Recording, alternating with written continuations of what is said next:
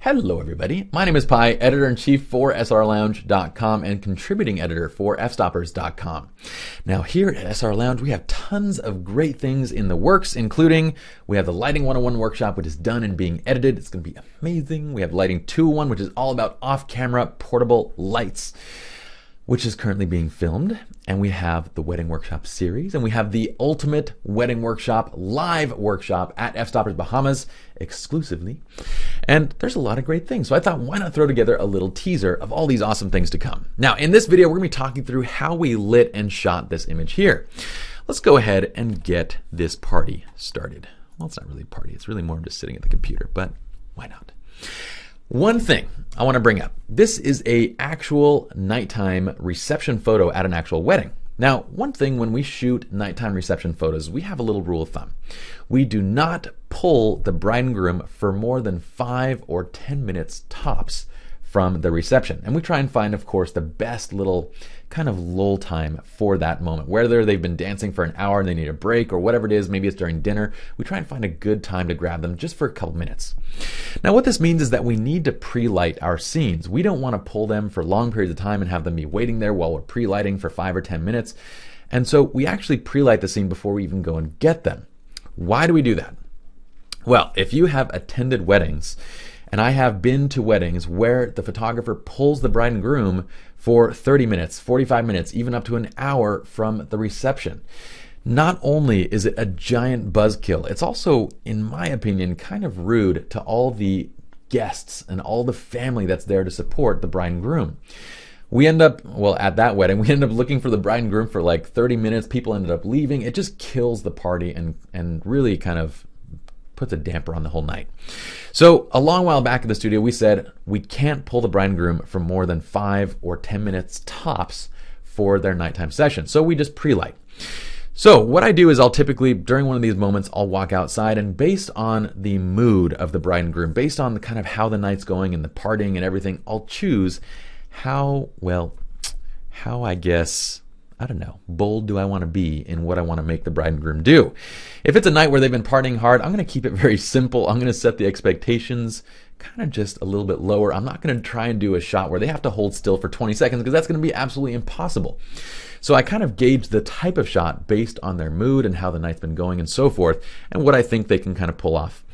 So for this shot, we've been, the bride and groom and everybody's been partying hard, and I don't want to make them do too much. We're at the St. Regis here, and I don't want to make them run out to the front lawn. That's like a quarter mile away from their ballroom. It's just too impractical. It's not reasonable to expect that of them at this time. So what do? I go outside the ballroom, and I find that they have a beautiful little tree. It's the seating tree, if you will. I'm going to call it the seating tree, where they have all the little seating cards hanging from this crystal tree. But by the end of the night, all the cards have been taken. So all we have is this little tree with crystals hanging from it, and it looked really cool.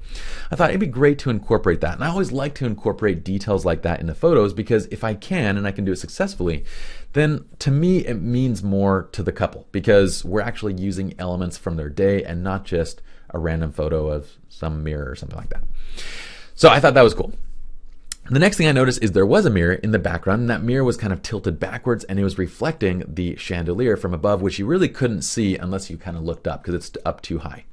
So I thought that's kind of cool, and immediately I saw that in the mirror, and I thought, well, why don't we do a classic Linear shoot through, which I love. So I grabbed my Canon 5D Mark III and the 7200, and the idea here is to stand basically in front of the tree to shoot through the tree. So we go to about 200 millimeters on our zoom, we shoot through the tree, place the couple between the tree and the mirror will reflect basically the background, and we have that foreground element of the tree.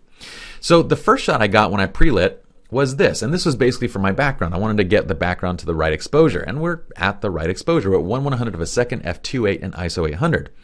I always do this just to see where the light's at, and once we've got this point, I realize, okay, well, we're zoomed at 200 millimeters, but the problem right now is I really can't see any detail on this tree. It just looks like kind of a bunch of blur and blob that's blocking the frame. It almost looks like a mistake. And I go, well, what would this look like if I darken it down a little bit? So I just take another exposure, and I realize that I probably do want it just a little bit darker. I want it to be around this exposure level. But I can do that in post. So I'm going to brighten it up just a little bit so I have a little more detail to work with. And I'm not going to blow anything out, but I want to end up eventually dropping it down a little bit. So what are we doing? We're basically doing ETTR, exposing to the right to the point where we have all the detail in the shot, but we're not blowing anything out. We're not clipping any shadows. It gives us just more room to work with in post-production. So then I go, okay, well, this tree on the left on this that I'm shooting through needs a little bit of light itself. So I grab my Photix Metros Plus. Now for the reception, I generally use Pocket Wizards, but whenever I don't need fast grouping, the Metros Plus has grouping in it, but I'm kind of, I don't know, annoying like that. I like to be able to switch my groups extremely quickly, and I find it a little bit cumbersome. I'm still trying to learn this Metros Plus grouping in a way I can like really access it quickly. On a Pocket Wizard Plus 3, it's a single button. You just turn it on and off. This is a little more cumbersome. So during the reception, when I'm shooting there, I actually use these, but with a Pocket Wizard attached just so I can quickly trigger them. But whenever I'm not needing that lightning fast grouping, then I just use the grouping that's included on this. So I just have the Photix. This is just the little Odin receiver transceiver for the camera, and I have the Metros Plus off camera, and I've attached to it a CTO gel. So this is a full CTO, color temperature orange gel, to change the color temperature to match the ambient light basically. I don't want it to come off as looking super, super blue, although it might look cool if you want to try it out. Okay, so we have that off camera. It's placed on just a Manfrotto light stand, and I put it behind a little shrub or tree and pointing into our actual crystal, our seeding tree.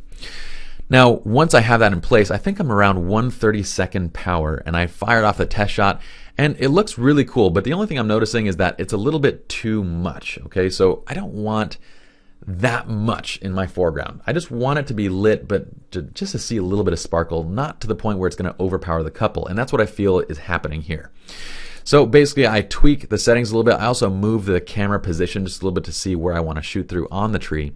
And I'm dialing it down to around 1/64 power, which is right about here.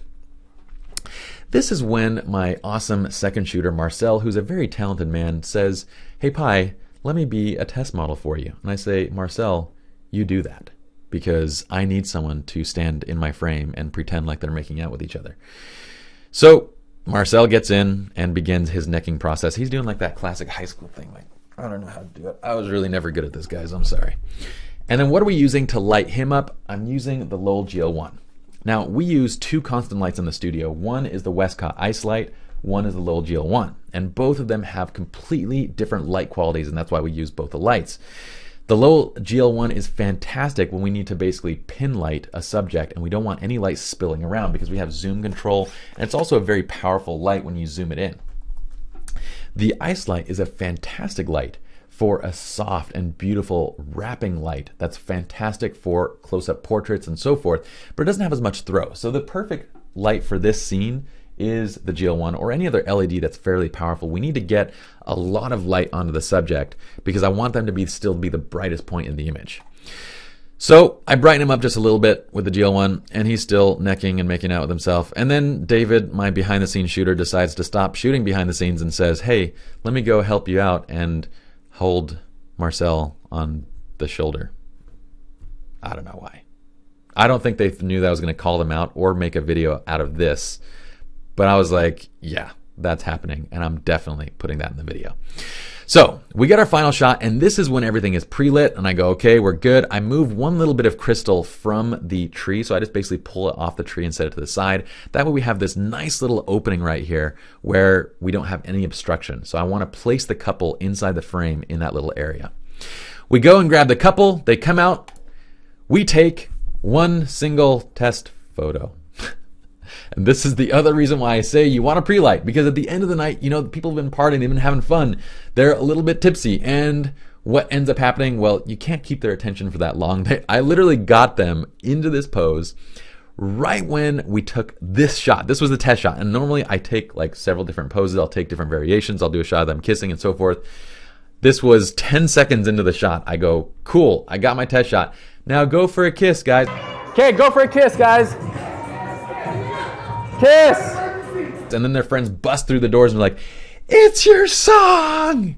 And then they basically both ran off like an awesome little couple in love. And we were done. That part was done. And I was like, okay, I got my test shot, and hopefully that was the shot that works, and it fortunately was. We had them posed, we had everything set up, and of course we pre-lit. If we didn't pre-light this shot, this wouldn't even been possible. We would have lost them before we even got to the final result.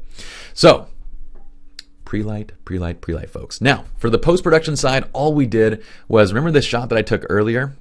All I basically did was post-produce it with a little dodging and burning to get back to that kind of nice dark look with a little bit of warmth to it.